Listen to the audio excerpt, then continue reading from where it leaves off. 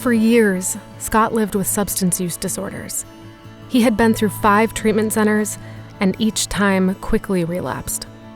He expressed feelings of immense guilt and shame.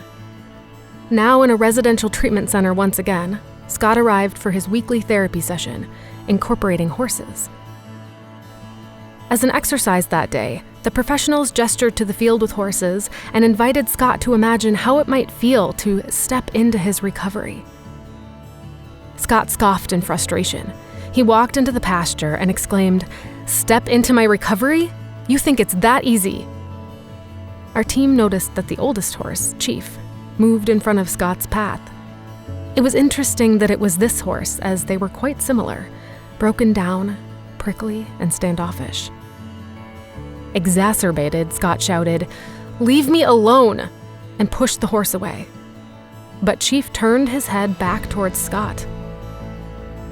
The pattern repeated when finally they stood face to face in stillness and Chief bent his crooked legs and laid down. Finally surrendering, Scott sat back to back with Chief, each supporting the other. Chief then let out a long, deep breath. As tears began to roll down Scott's face, it was clear there was deep healing going on. We could all feel the change in the air. Scott and Chief sat there in silence, supporting one another. Scott stood up, continuing to cry, and said, "I have no words to explain what is happening to me, but I cannot do this alone."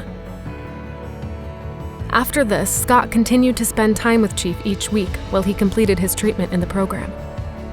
6 months later, we received an email from Scott. Attached were 2 photos depicting Chief. The first, a picture of Scott's new tattoo. The other, a watercolor painting. Constant reminders of how he surrendered emotionally in a way he never had before. Scott now speaks in recovery groups where he shows his tattoo and explains how an old, broken-down horse met with an old, broken-down guy and saved his life.